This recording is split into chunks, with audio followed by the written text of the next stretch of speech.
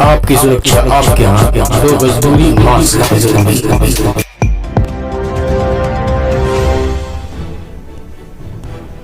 मधेपुरा के पूर्व सांसद और जन अधिकार पार्टी के राष्ट्रीय अध्यक्ष पप्पू यादव द्वारा सारण के भाजपा सांसद व पूर्व केंद्रीय मंत्री राजीव प्रताप रूडी के घर के पीछे तिरपाल से ढककर दर्जनों एम्बुलेंस को छुपा के रखे जाने का मामला उजागर होने के बाद पूरे देश में सनसनी फैल गई है। मामला उजागर होने के बाद भाजपा की थू-थू देश भर में हो रही है और थू-थू होना भी लाजमी है, क्योंकि कोरोना महामारी में जहां एक तरफ एम्बुलेंस के अभाव में अपने परिजन के सबको कोई साइकिल से, कोई ठेला से, तो कोई अपने बाहों में उठाकर ले जाने को मजबूर है, तो वहीं हजारों कोरोना संक्रमित मरीज जिसे एम्बुलेंस के अभाव में समय पर अस्पताल नहीं पहुंचाया जा सका, वे रास्ते में ही तरफ कर दम तोड़ने पर मजबूर है।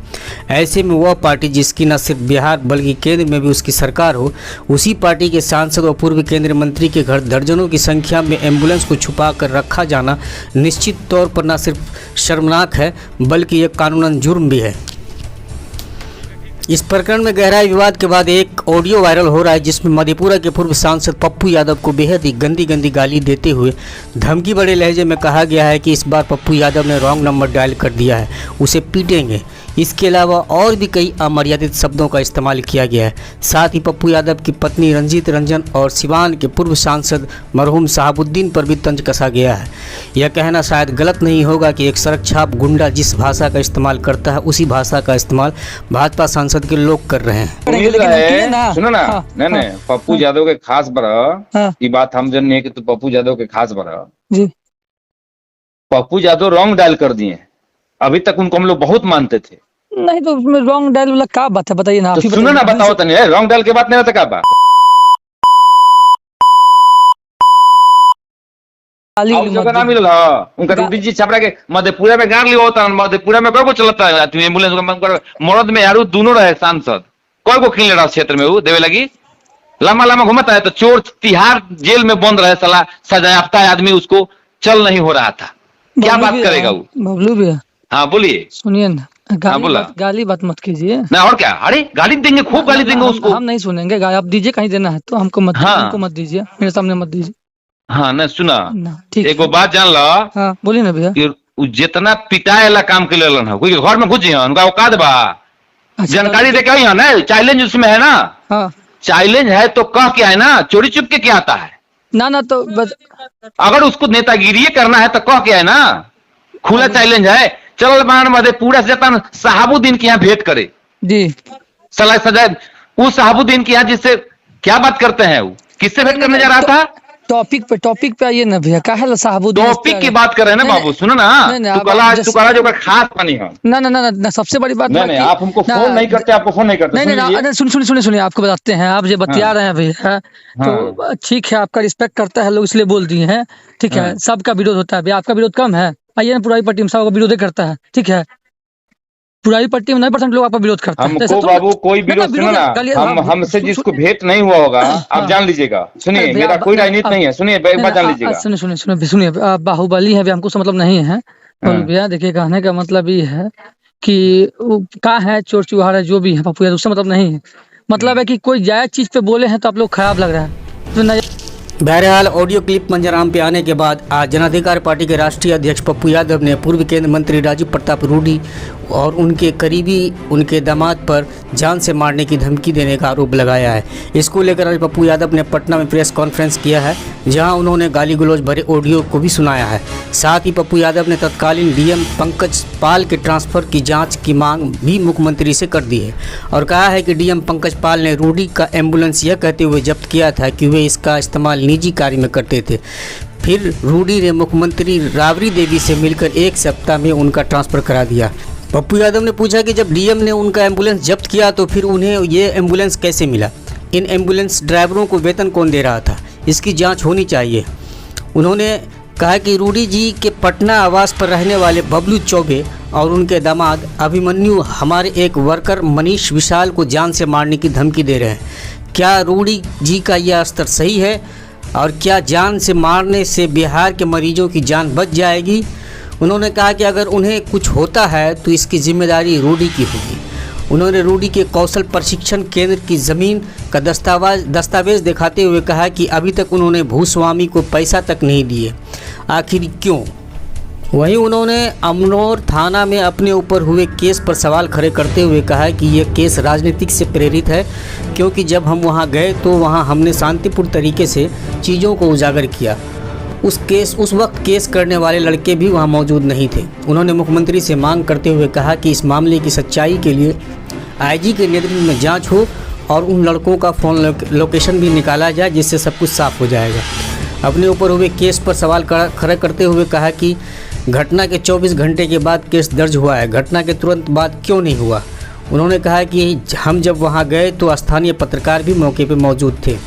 जाप अध्यक्ष ने आगे कहा कि 11,000 करोड़ के पीएम केयर फंड से बिहार को 600 वेंटिलेटर मिले थे, आज उनमें से एक भी चालू क्यों नहीं है। इस मामले में स्वास्थ्य विभाग और उनके पदाधिकारियों पर 302 का मुकदमा दर्ज हो, क्योंकि अगर ये चालू अवस्था में होते तो कई लोगों की जान बचाई जा सकती थी।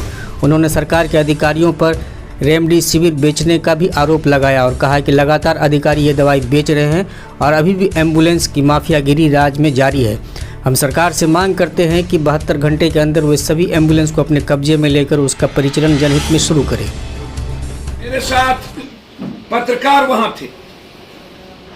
जिन लड़कों ने केस किया है, मैं मांग करता हूं वो लड़का वहां पर कि आप अविलंब आईजी हेडक्वार्टर से जांच करा लें। वो लड़का वहां नहीं था, उसका मोबाइल कहां था, वो लड़का कहां था, और सीसीटीवी कैमरा में वो लड़का नहीं था।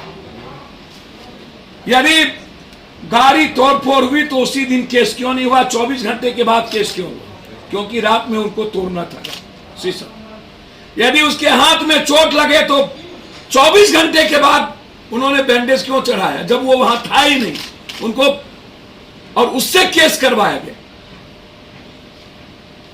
तो मैं इंक्वायरी की मांग करता हूं। यदि एक भी वर्कर गाड़ी को टच किया हो और किसी से तुम भी हुआ हो तो मैं राजनीति से संन्यास ले लूंगा, अन्यथा रूडी जी आप राजनीति से संन्यास लें। और मैं चैलेंज करता हूं, या तो इसकी जांच सीबीआई से हो, या वर्तमान न्यायाधीश से हो, या आईजी हेडक्वार्टर से नीतीश कुमार जी करें। मैं मांग करता हूं। मेरा प्रश्न सुनिए। जैसे कि आपको भी पता है, छपरा जिला में सबको पता है कि पप्पू यादव सबसे खास हमें यहाँ पे, ठीक है ना, और आपको हम हमेशा फोन करते हैं। आप परसों काम था, आपको फोन किए कि नहीं? उम्मीद था ना किए, क्योंकि लोग नहीं करेंगे। पप्पू यादव के खास पर की बात हम जानेंगे कि पप्पू यादव के खास पर पप्पू यादव रॉन्ग डायल कर दिए। अभी तक उनको हम लोग बहुत मानते हैं। रॉन्ग डायल का बात है, बताइए ना। सुनो ना, बताओ तो रॉन्ग डायल के बात नहीं क्या था? वो साले चुतिया मादर चौथ के सुनो ना, सुनो तो गालियों देती खूब। चुतिया मादर चौथ के लोग ना मिल रहा उनका बीजी छपरा के मधेपुरा में गाड़ी होता है, मधेपुरा में बाबू चलता है एम्बुलेंस में मरद में यार दोनों रहे सांसद कोई को खेल रहा क्षेत्र में वो देवे लगी लंबा घूमता है तो चोर तिहाड़ जेल में बंद रहे, साला सजायाफ्ता आदमी, उसको चल नहीं हो रहा था। क्या बात करेगा वो? हाँ बोलिए। हाँ बोला ना, और क्या? अरे गाली देंगे, खूब गाली देंगे उसको। हम नहीं सुनेंगे, आप दीजिए कर देना। हाँ हाँ ना सुना, देखो बात जान लो, जितना पिटाए ला काम के लिए कोई घर में बुझे हम औकात बा सरकारी देखे ना चाइलेंज उसमें है ना, चाइलेंज है तो कह क्या है ना, चोरी चुप के क्या आता है ना तो अगर उसको नेतागिरी करना है तो कह क्या है ना, खुला चैलेंज है। चलो बाहर वाले पूरा सेतन साहबुद्दीन की भेंट करे सलाह सदा वो साहबुद्दीन की जिससे क्या बात करते हैं, किससे भेंट करने जा रहा था? टॉपिक पे कहा साहबुद्दीन की बात कर रहे हैं ना, भला दोबारा जो खास बने ना, सबसे बड़ी बात आपको फोन नहीं करते, आपको फोन नहीं करते। नहीं, सुनिए, आपको बताते हैं। आप जो इसका फोटो देख लीजिए, यह है पटना में अभी है। क्या नाम है इनका? बबलू सामने दिखाई, सामने फोटो बड़ा करिए, फोटो को बड़ा करिए। ये बबलू चौबे जी हैं। ये माँ बहन पप्पू यादव को और औकात बता देंगे, दिखा देंगे। इनको गाली दे करके लीजिए ना भैया, छुइए ना, बड़ा हो जाएगा। मोबाइल नंबर है पप्पू जी के सामने दिखाई। अब ये सामने देखिए, अब इनके तरफ हमारे लोग माँ बहन तो नहीं करेंगे, आगे नहीं जाएंगे। हमारे माँ बहन को गाली देने से एम्बुलेंस मिल जाए। अब इनको क्या धमकी दिया, आज रूडी जी के दामाद ने इनको क्या लिखा है वो दिखाई, संभल के रहिए, अपने दामाद अभी मैसेज किया है, हिसाब से रहिए अपने दामाद।